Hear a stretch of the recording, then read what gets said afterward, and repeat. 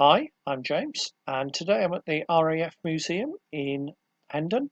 I'm looking at the Gloucester Meteor, which was the only Allied jet to see combat in World War II. Initially used against the V1 because of the high speed of the aircraft. It was then moved to the continent in October 1944, but with strict orders never to actually cross the lines. It was only to be used defensively, so no one would be captured. Interestingly, that was extended towards the end of the war to fly nowhere near the Russians in the event of one being captured. Um, it was used also quite heavily to develop tactics for bomber formations against German jets because it could match the performance. Now, the prototype flew in 1943 and was used by the RAF surprisingly late. It was actually used into the 1980s as a target tug. Altogether, 3,947 of all the variants were built, including Belgian and Dutch models built under license because it was widely used across NATO. One was even loaned to the Americans for trial purposes. It was also used extensively in the Middle East, where Egypt and Syria and Israel all used it. The model here is actually an F8 built in the late 1940s.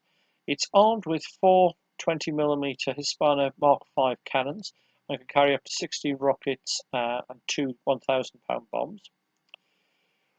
They did have a very high attrition rate in the RAF. Altogether, 890 were lost. 145 of those in 1953. This was due to a number of factors: poor brakes, landing gear failure, high fuel consumption. It only had enough fuel for an hour, and difficulty landing on one engine, because if one engine was out, the aircraft did handle very difficultly with the engines being so far out on the wing.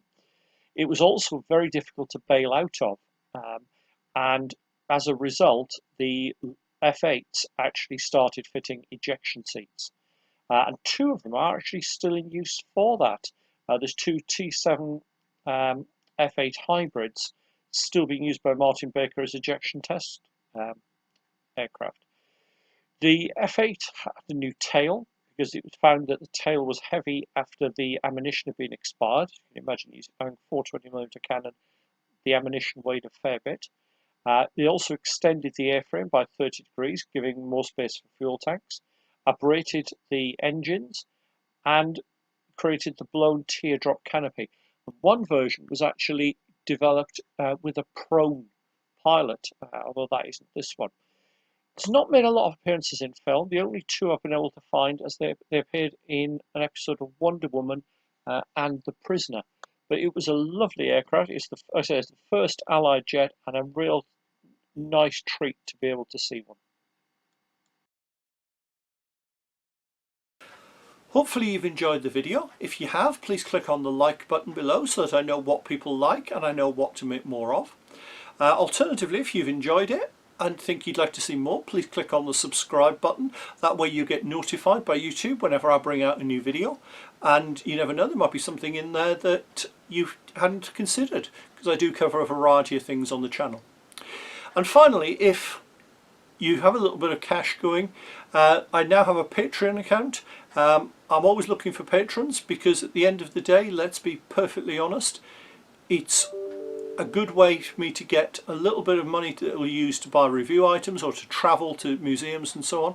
I don't put a huge amount on that. At the minute, all we've got is one tier charging £1 a month, which just, as I said, helps cover my costs. See you soon.